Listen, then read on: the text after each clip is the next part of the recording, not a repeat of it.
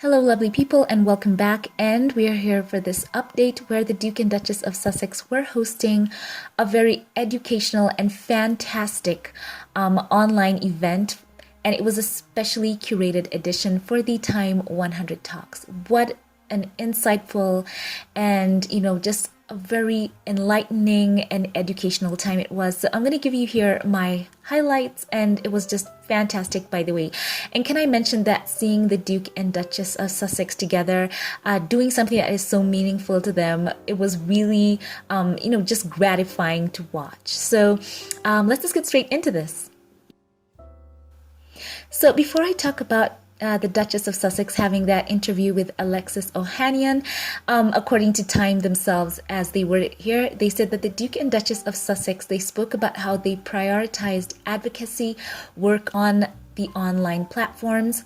And Meghan spoke about the fact that for both of them, even before they were married, that the commitment to the causes that they had, even long before they knew each other, were unwavering. And she said that it's only in the last few years that they both started to connect, that the work that they were doing, like for Meghan, her work with young girls and their sense of self-worth and empowering them, and Prince Harry with his work in the environmental space and, in the mental health space as well. They talked about the fact that social media has been a factor that has impacted those spheres of their work, and it was very important to them being able to see the effect that online platforms could have on those important causes has caused them to become so invested on championing healthier online communities.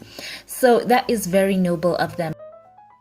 So, by the way, the Duchess of Sussex had such an open conversation with Alexis Ohanian, and it was at times, you could tell he was really bearing his soul. I loved how Meghan started off the conversation in such a very lighthearted way, saying that this was a different setting for them. They were used to more informal online talks, so that was just a very interesting intro to that. And then they talked about the fact that they were both in interracial relationships and they were both raising mixed race children. So, right away you could see that they were not gonna beat about the bush. They were gonna get straight into the heart of the matter. And Alexis Ohanian spoke about the hate that he received over his decision to give up his seat, in his own words, for more diversity. And especially, as Meghan said, he gave it up in the hope that it would be filled by not only a person of color, but someone who's Black. And he spoke about how he felt that it was the right thing to do. And, it was interesting and very poignant that he said that he did it out of a selfish, in his own words, in quotes, he said it was a selfish reason to hopefully make a more better world for especially his little girl. And he said that workplaces needed to be more diverse, not only for the capitalist benefit to it, but because they do need the benefit of diverse opinions.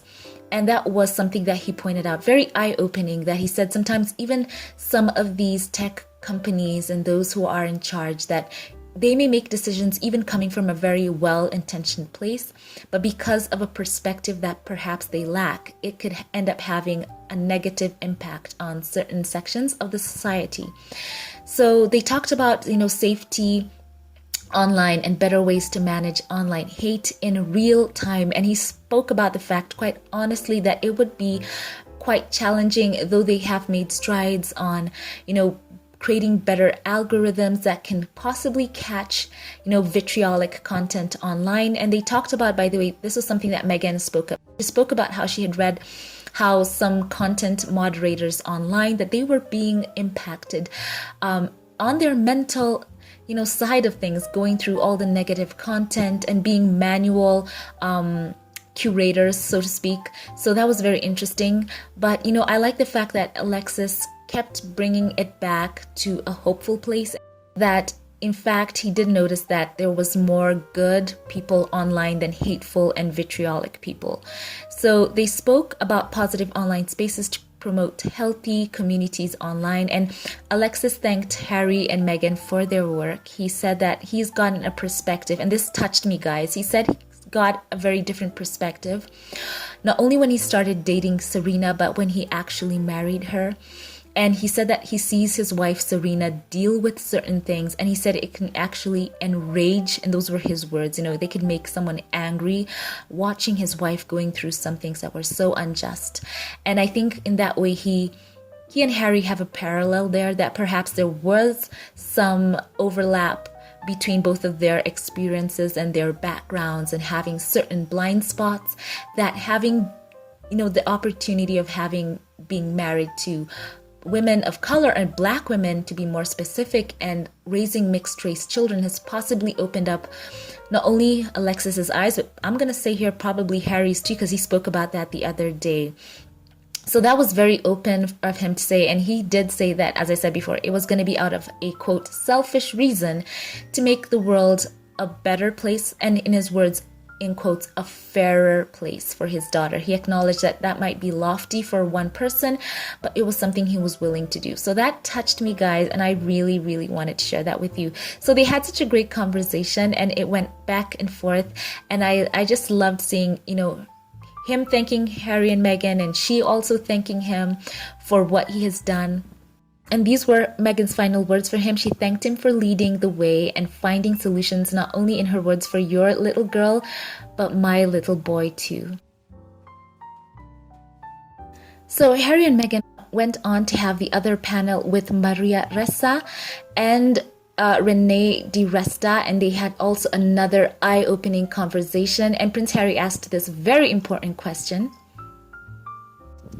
what are tech algorithms incentives? And that does sound like tech jargon, but basically it was talking about how technology and algorithms pick up and amplify people's information online. So that's just a way of putting it. So, they talked about virality, which is the speed through which content can flow.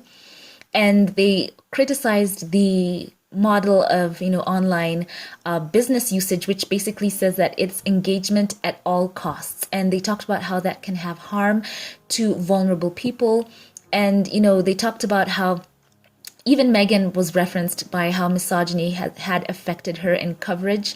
And it was true. They talked about how you can take control of your online experience. There is a part to it where you can choose to click on certain things and not to click. So that's basically a user, you can take back your power through that way. And that was eye-opening. They talked about how the algorithm creates a feedback loop, according to one of them.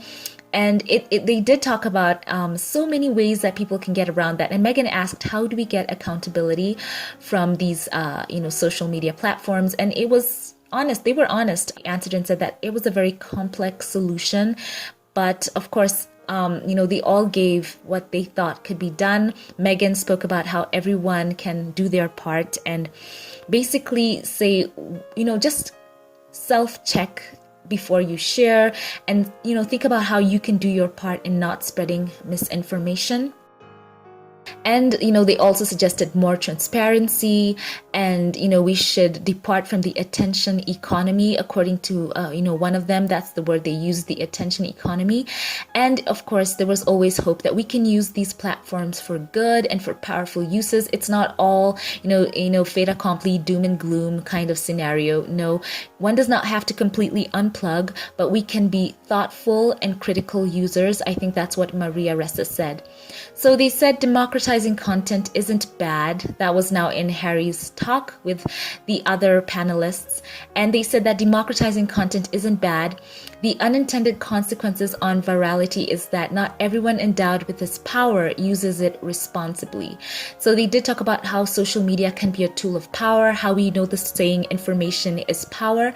And as we try to protect freedom of expression, that people should be on the lookout and know that AIs and machine learning can create, as I said before, that feedback loop.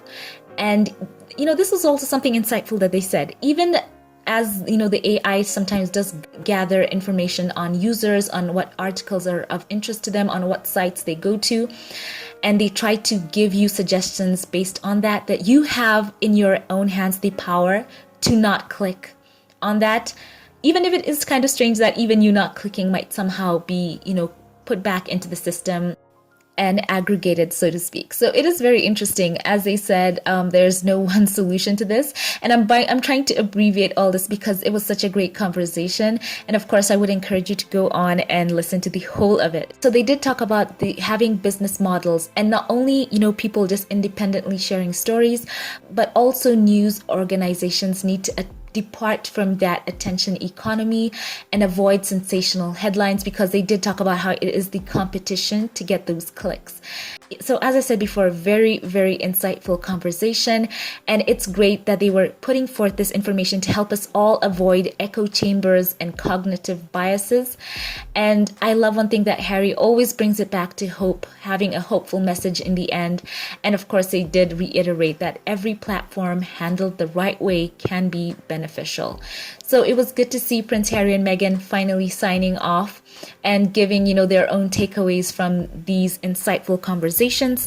And Prince Harry really wanted people to come away with that, optimistic feel. And he said that, taking back control, he and Meghan stressed people taking control, taking back their cognitive control from, AIs and algorithms, and doing their part, everyone doing their part in being critical users of these online platforms and sharing. And it was so, so good. What a great conversation this was. I feel like I learned so much. And, of course, these were my highlights. And as a by the way, the Duke and Duchess of Sussex looked stunning together, very in sync, very happy, and of course, quite relaxed, laid back. You could tell that this is them, and this is what Archie is going to be all about. Them just moving forward in positivity, leading the way, partnering up with some very big voices, and doing good in the world. So of course, great takeaways. I would like to know yours in the comment section. Before we sign off, as always, I like to share my Patreon comment of the day, and this time it's courtesy of my Patreon supporter Joyce Anderson, and she says, "That light is shining bright. Congrats to my favorite royals. I am so proud of them." Joyce, I agree with you. I am proud of them as well, especially seeing them partnering up and launching forward so unapologetically into the future. Thank you for sharing your comment and for supporting my channel. If you'd like your comment to be featured on this channel, you can be sure to check me out on Patreon, and who knows, you could become the Patreon comment of the day. Thank you all for watching. Glad you tuned in for this. Have a fabulous day wherever you are, and I will catch you in the next one. Have a blessed one.